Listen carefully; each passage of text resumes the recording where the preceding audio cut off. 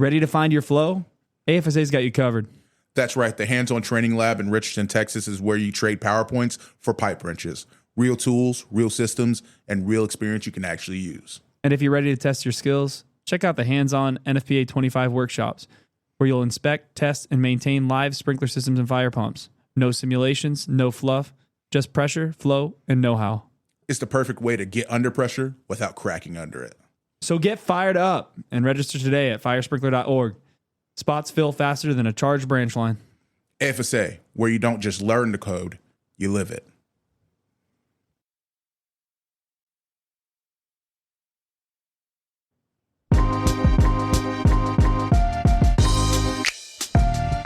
Welcome to the K Factor podcast, where we turn up the heat on all things fire protection.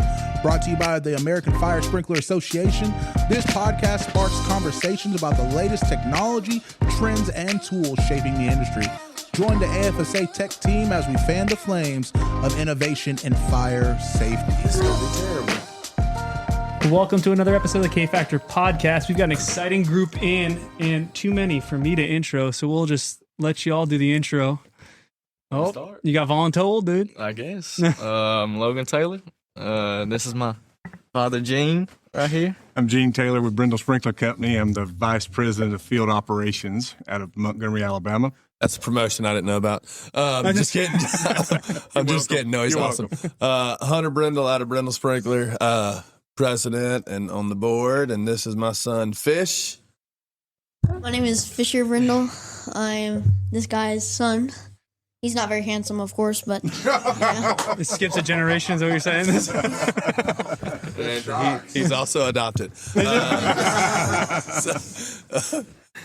Glad to be here. Yeah, awesome. So you came into town for a game, and let's start with Fish. You were playing around that lab. What'd you see out there, dude?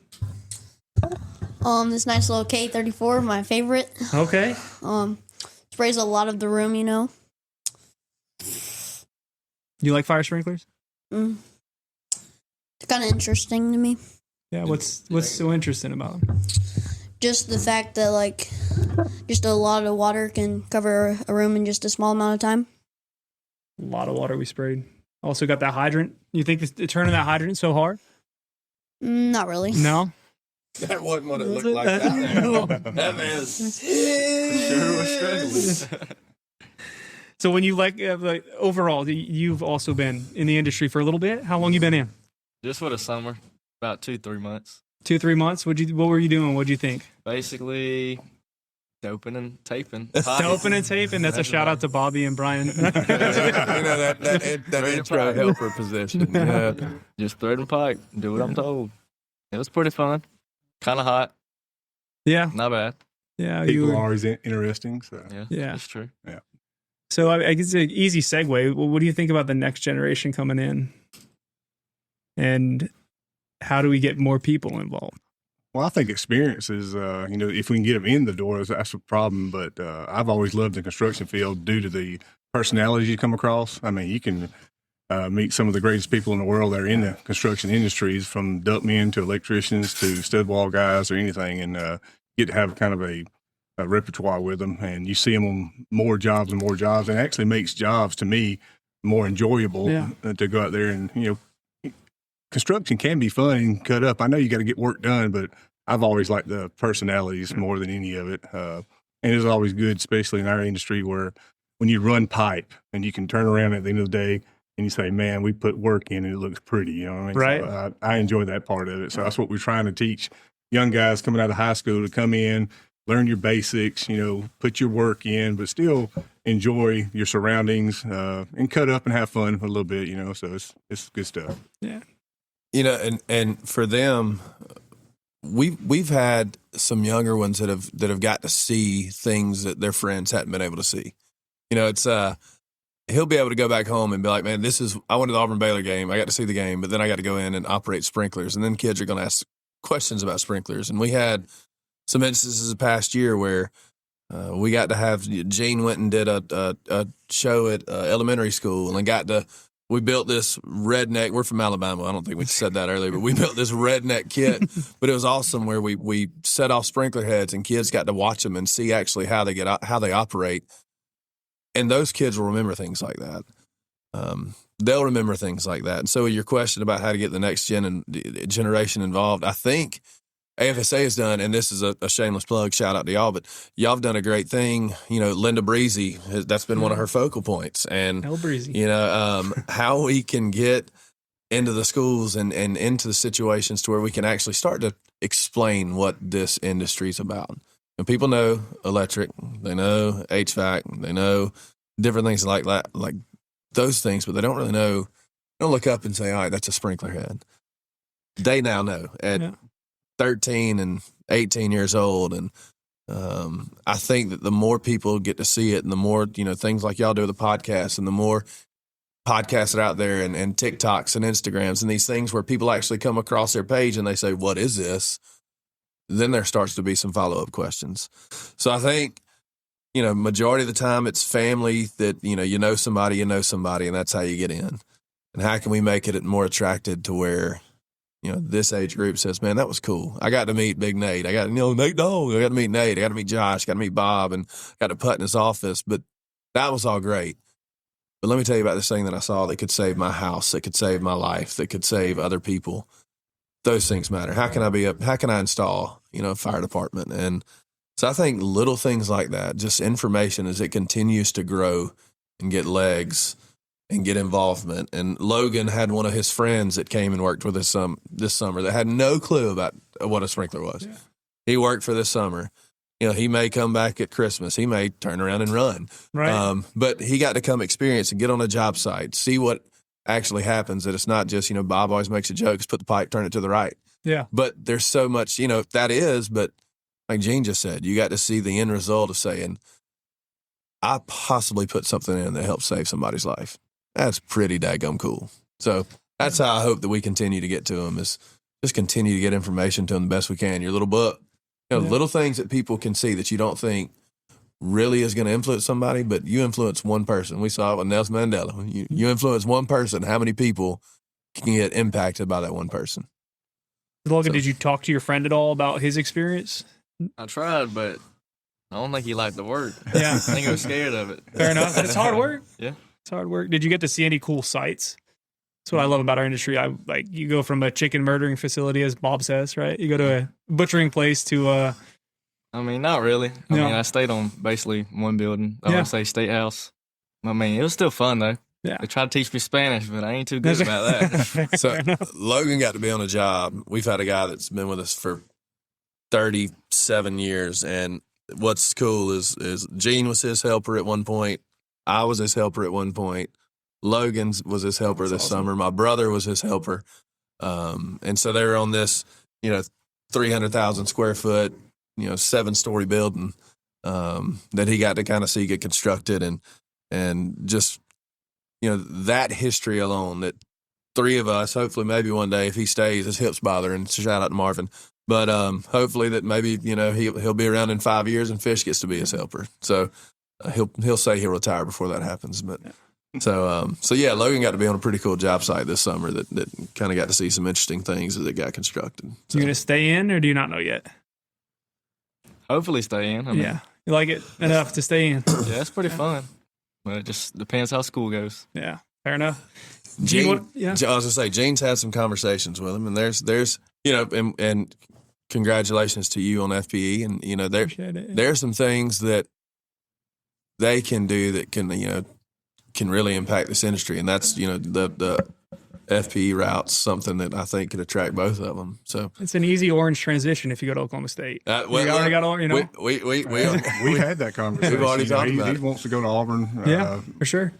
But consider other schools. You never know. So I think you asked off the air earlier about what attracted him to the job, and he said money. Yeah. But money's great, but sometimes like the apprenticeship program that through AFSA offers that Brendle allows.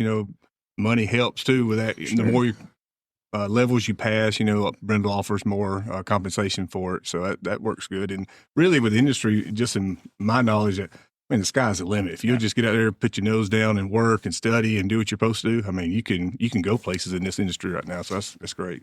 One of the few industries I think that the harder you work, the more the outcome is. You can work hard and get that reward. I don't think many industries are like that anymore. When I was 20 years old, so 20 plus years ago, I was at a job with Gene in Enterprise working with him. When I fired It was probably, he did fire me. But it was one where you talk about just the hard work and all of those things. It was one where I walked in and just a day with him, I was like, I hope he sticks around because, you know, he'll be somebody in the future that will be huge. And then years later, we met on the back of a loading dock, and I just had the conversation. It was like, and now that I'm in here, I'm just want to remind you of that conversation. And, you know, now, you know, he worked through it and then came in as a super, and now he's, you know, running the field operations. And last night, Fish and I were having a conversation. He was asking about some guy. We got a guy that's been with us 54 years. And wow. He was asking the question about that, like, you know, how was he when you were growing up? I was like, he was great. And he was like, who do you think might be that person for me? And we just had those conversations. So conversations are starting to happen. And it's just, it's a neat thing as the hard work. And we got a bunch of guys that are doing it. And, a lot of our guys that have been in positions have been guys that have hung pipe and that have come up. And, like I said, we got guys from 54 years to 4 months, and, 54-year guy, he keeps going and going to job sites, and he eats it up and loves it. And, you can imagine doing this for 54 years. You got to love it. And somebody like that to do it for that long, it shows how impactful this business and these people in this industry can be. How do you think you manage, or how are you able to keep people for so long? That's really impressive for people to be around for a long time. My answer would be it's more a family-oriented company. Yeah. We get to know each other, you know, actually have things off the job site, know the family. And I think that's how, to me, in my opinion, would be, it's more family oriented. So I enjoy the people around me. I enjoy the people working with me, all the supervisors, the foremans, the helpers, you know, you get to know them all by name. And for me personally, that's what I think it is. Yeah. You know, mom and dad, you know, I think is such a testament to them. So I'm third generation. Granddad started it.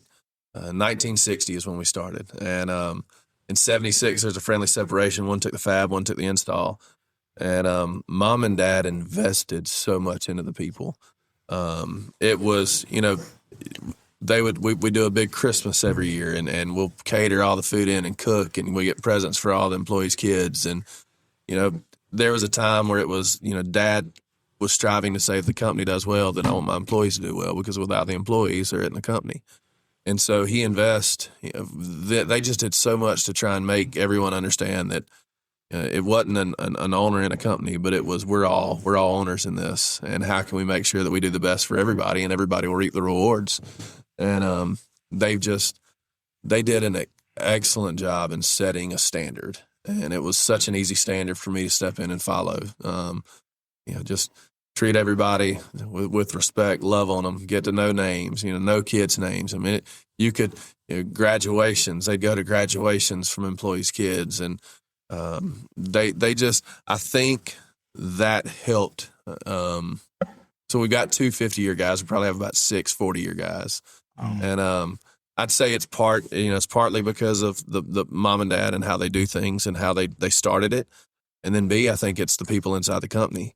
You know, when you have good people, it attracts good people. Right. And I think that the ways that they surrounded themselves with other people in the industry, it is a family, and we go on trips together. We have our Alabama Association meeting coming up in September, and you know, most everybody will get in their individual hotel rooms. We don't. We get a big old house, and we put 40 of us in there. Fantastic. And it is the most chaotic, fun weekend of your life, because it's, you know, you're getting to hang out with wives and kids, and not many you know, you go in there you work. You know, I tell Bethany all the time, which is my wife, that you spend more time with your work family than you do your home family. Sure. And for us to be able to take that and then go on the road and then not be sick of each other, it just plays a huge role in I think keeping people happy. And then I think the industry, you don't get burnt out on it. I know that there's some people that it can get tiresome at times, but when you have an industry that's as impactful as this one, I think it also keeps you interested every day, where it's like it's a new, exciting day. It's like the Truman Show when he wakes up. It wasn't the same repetitive thing. It was something exciting and new every day. So I think that's pretty key. Like you mentioned earlier, swapping jobs. You're on a job for 6 months and you get to go, and the next job may be 3-4 weeks, and you get to go to another job. So you actually do have a good change of scenery. You may be in a motel, maybe in a parking deck, maybe in an office building, maybe in a battery plant. There's all kind of different industries you get to sprinkle. So it does. You see a lot of pretty neat stuff out there in these buildings. So I think that's something that's good. It's another folks. always fresh, always something different. Exactly right. Yeah, different technology. Thinking about the Airbnb comment you made about 40 people, if you have 40 of them, who's usually the one chefing it up whenever you guys are all together? Who's the one that's doing what? All the cooking. Oh, no, man. We lazy. No. We walk right next door to a restaurant. We'll all sit down. Now, there was our old Huntsville guy who retired. His wife will always bring some stuff. She'll bring some cookies and some other stuff like that. But no, we get down there. I mean, you got class from 8, to 8 to 5, and then you get this. And so it's, you do breakfast on the way to class, you do dinner at night, but we will do that. We'll go out, all of us and all the family, and we'll get we got to eat all together. And most of the time it's going out and eating. Ain't nobody cooking around there. No. I'll beg to differ. We have coffee in the morning, and especially at night too, we'll have snacks and drinks and stuff like that. And he brought table tennis stuff, or we have cards or play spoons, and you have Logan who's 18 and Fish who's 10? 12? Jeez, 13. 13, my bad. So, man. 13 and a half. Not bad. But, I mean, just my kid, his kids playing together, me and Hunter playing together, and then you have all other families around. And, again, you build kind of like a family bond, and it's very fun, interesting. And we had a young man, Dustin Green, his son Bennett, who's a little bitty, get down in the floor and play cars with him. He's that small, you know what I mean? So it's good. But it's it's exposing them to what this industry is too. It's just little things. I mean, even at the Christmas time, we'll have 250, 300 people in there at the office, and it's probably I have probably 2 favorite days of the year. One is when we get to hand out bonuses, and then the Christmas party. I'll make people sing either we do it at July or Christmas, and I'll make them sing either patriotic songs or Christmas songs, and they hate it, but they love it.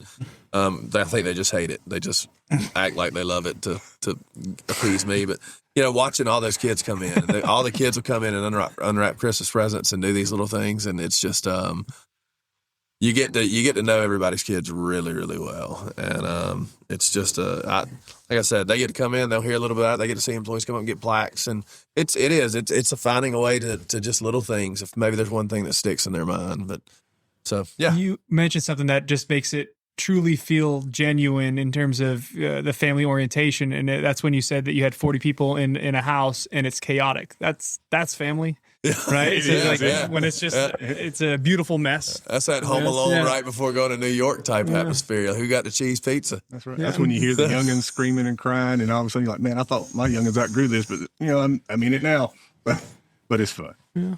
What made you after your time with your company even be interested in serving an association or getting involved? So because you got a lot going on. Yeah. So growing up, when I was 18, Dad would have us work every summer, and because of the people is what brought me into the industry.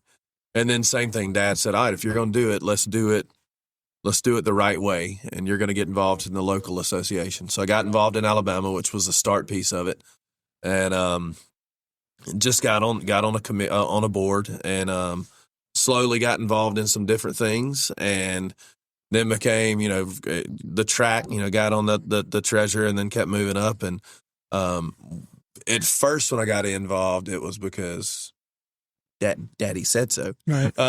But then when I got in, I was like, man, there's a whole lot to this that I don't really see.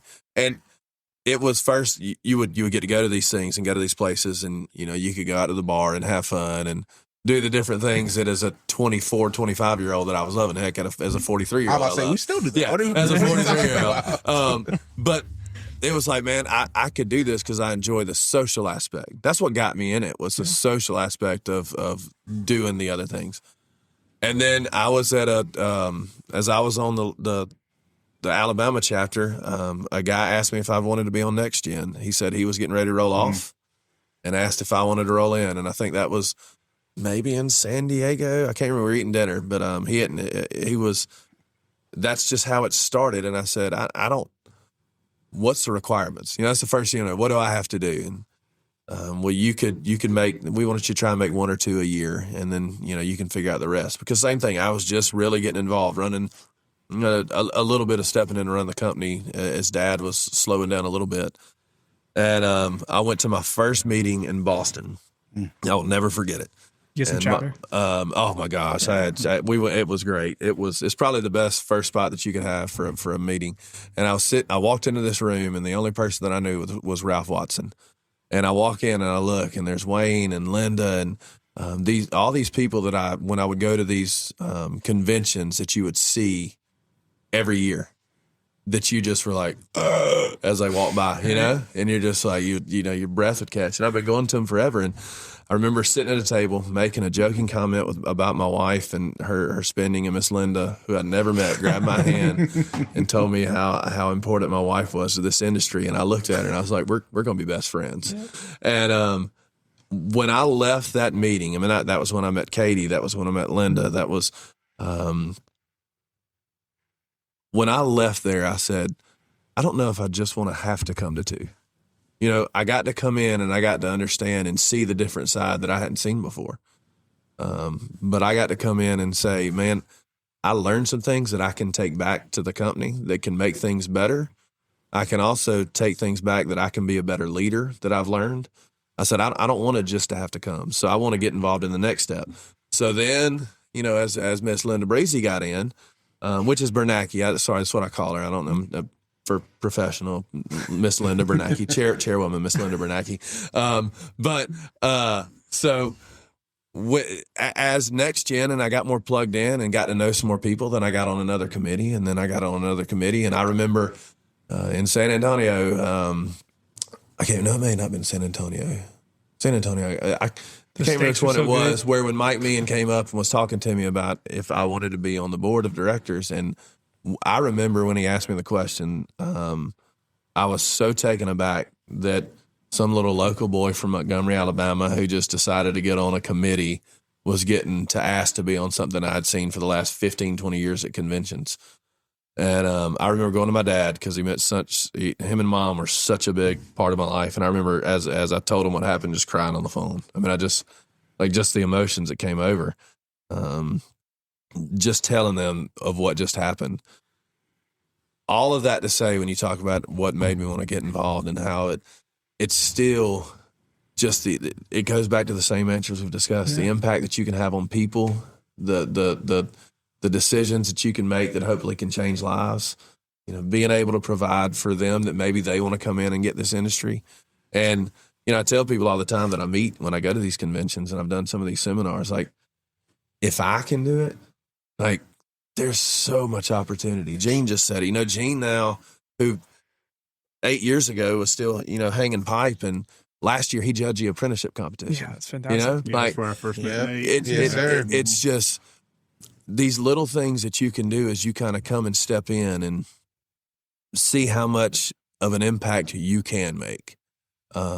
So I love it. I hope that I get to do it for a while. And a lot of it was when I was asked, and I was like, well, the first thing I need to do is check with, I want to make sure that the company, because it does require some time, and I don't act like it doesn't. It's like you just said, you got a lot of things going on. And as I had to get pulled away a little bit, you had to have others that have stepped up, and every single person in that office was all for it. And like, no, man, this is an honor. And it doesn't say Hunters on the, it's our company. Like, our company, it's us who's on that thing and who's represented and gets a little bit more notoriety, to where people get to hear stories about our superintendent of 54 years. Like, today, people are going to be like, man, they got 54 years. And I'll get to show him. And different things and different avenues have been created by just saying, yes, let me step out of my comfort zone a little bit and do some things. So I've loved it. I encourage anybody that, to get involved in because once again, it all started at the local chapter.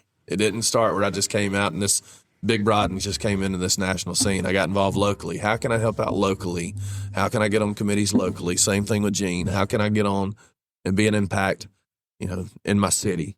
Then that I can impact my county. Then I can impact my state. Then I can impact the Southeast and then the country. And then what can I do? But you got to start. You got to start in a small proximity and then see where it goes from there. What'd you think about the apprenticeship competition and judging that? What was that like? That is really, bottom line is awesome. First time I've saw the whole, the build and the plan and how these young men come in and, the judges ain't really allowed to help, just kind of guide a little bit here and there, and they have to read the plans, the ups and downs, the type of hangers and type of heads. And I thought that was very, very interesting, and I think it's a great competition. And it ain't always about speed because I know last year we had one man who I was really impressed with. He knocked it out, but there was another man who was at the very end, and he ended up winning the thing. But it's not just your ability to work, it's also your knowledge of the book. So they both go hand in hand. So I thought really, really interesting event. It really was. So awesome. So what class of apprenticeship competitor are you, Fish? Right? Class. When are you going to be up there? Probably the highest level. Yeah. You're going to win it all 2-3 times in a row. That's awesome. So a couple fun questions before we wrap this thing up. Big Auburn fans. Yeah. Is there a Auburn tradition, if you could bring it into the fire protection industry, what would the Auburn tradition be? Is there a fire walk, like a tiger walk? Man, that would be awesome. I'm gonna give a shout out to 3 of them. We got 3 also. Okay. We got a bunch, but I'm gonna focus on 3. At the beginning of the game, we have something called Tiger Walk, and it's where, and I'm sure every different universities do it differently, but the buses pull up and they have an alleyway lined up all the way to the stadium, and there's people cheering on the side and they walk. What if we had like an apprentice walk where we line up and these apprentices walk through, and we're cheering them on as they walk into battle, getting ready to go into the station, and everybody just lined up. So that'd be awesome. Yeah. Number 2 is we have the Eagle Fly. Right before the game, we sang the national anthem, and then all of a sudden that eagle comes out and flies around, and everybody's just going hyped up. If we could somehow, maybe we get one of Jay Strickland's pets, involved, do something. It doesn't, what's he have? He calls it a lima, or I don't even remember what he calls, or he combines. Who knows what he does? But he's got so many animals that he just makes up. Like Noah's Ark, he just probably went in there and just started picking animals off and breeding them. So we have the eagle, and then the third we roll toilet paper trees. So maybe at the end of something we can bring out some toilet paper and roll something at convention. I don't know if That'd it's be fun. Yeah, I mean, who doesn't enjoy throwing toilet paper? Like, when's the last time you rolled a house as a child? Use Teflon tape. Yeah, Teflon tape. Yeah, a ton of Teflon tape. It's going to make so many significant others mad because they're going to end up in the washing machine. Yeah, don't you remember rolling trees? Did y'all roll? I mean, over here, y'all rolled houses. Eggs. You did eggs. In the Northeast. Yeah. I shouldn't admit that out loud. But Yeah, we were more we egg did throwers. we did toilet paper, and we would put you'd fork people's yards with that go out, and then saran wrap cars. But no, those are our 3 big ones. Our 3 big ones at Auburn are the toilet paper, the Tiger Walk, and the Eagle Flying are just. But what about when they come out on the field? They always have the smoke and the sparks. Yeah. Maybe we have the K-25 heads go off. That'd be I'm not awesome. trying to drown everybody. Have it just far enough apart so Okay. they don't get wet. Fair enough. Yeah.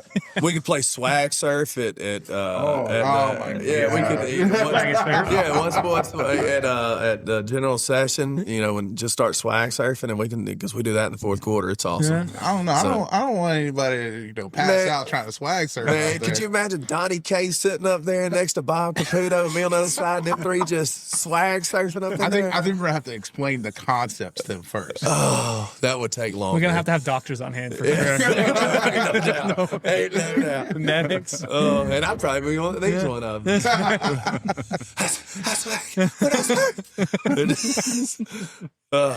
So yeah, those be it. This will probably be released after the game, but we got to get it on record. Score prediction. We're going right down the table. See who gets closest. Maybe we'll send some swag your way. Who's first? Baylor, Auburn. You got it. I'll start it. Okay, I got Auburn winning 35-17. Okay. 24/7. Auburn. 24/7. I'm going 31-21 because I think there's going, and it may be a little higher than that, but Let's go. Like deep. I think both offenses are going to be pretty strong. 38-24, Auburn. Auburn, so no Baylor. No Baylor. No. I mean, 2.5 point line means it could go either way, but we'll see. We'll see what happens. We're coming in, we're coming over to Texas and see what happens. Going to make a statement. That's what we got it. We got one of our kids that's from their town that Logan played football with. Y'all watching number 15, Keldrick Falk. He's going to be out there tonight. And his little brother. And his brother, JJ. But what position? Keldrick's in. Yeah, defensive end line. Okay. Keldrick is projected like a top 15 pick next year. Let's so go. He and we've been we want to get him on some NIL stuff at some point. Yeah. We got to give him a hat and give him a little sprinkler. Let him come out. Maybe we can get him an ES4 doing like in an Auburn uniform, just twirling around. Yeah. Bring him down to the lab and get a photo shoot in. That's right. That'd be awesome. That'd be awesome. Then kind of a fun one. If you were a type of sprinkler, what sprinkler would you be and why? And I think Fish has this one lined up, right? K34. Let's go. Big guns. What you got, Logan? I don't know. Probably one of the bigger ones, probably. I like to make a statement. Do you? You've been awfully quiet this trip, though. Because I don't know y'all yet. Oh, okay. Yeah. You always got to watch the quiet one. That's right. It's all big family. As soon as you said you've been hanging and banging for the summer, you're in a big family. Nationwide, dude. That's right. Yeah.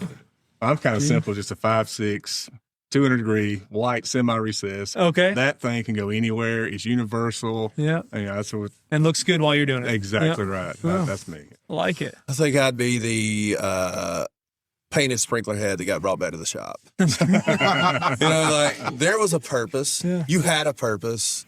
You had some obstacles in your way. And now you have a choice. Like we can either put you back in the box or we can try and get you replaced and see if you can go back out and live your life. And you'll probably work. Yeah. Right? Like I could. Yeah. But I'm probably do also fine. leaning on like my brethren. Like I'm looking around like, hey, other sprinkler heads, can you help out? So I think that's what I'd be. I'd be a painted sprinkler head. Maybe with a little bit of a bent, deflector. Maybe. Possibly. We'll see. Yeah. You've been thrown in the bucket. That's right. The That's bucket right. after I'm that. probably in the rusted sprinkler head that got brought back at the bottom of the bucket. That's what my dad would say. Yeah. But there's room for that. ITVs. Yeah. There's plenty of. Yeah, just taking a scrapyard. Make it get paid off somehow. Well, awesome. We really appreciate y'all coming out and appreciate our listeners. You can find us. This is going to be the first one with our new camera on YouTube. Not sure quite when it's going to release, but catch us at Spotify, Apple Podcasts, whatever, and we'll catch you on the next one. This has been the K Factor Podcast. If you enjoyed the show, don't forget to like, subscribe, and share wherever you tune in to podcasts. Or head over to our website for more. Reach out to us anytime at technical@firesprinkler.org. Stay safe and always learn as we keep the fire protection conversation going.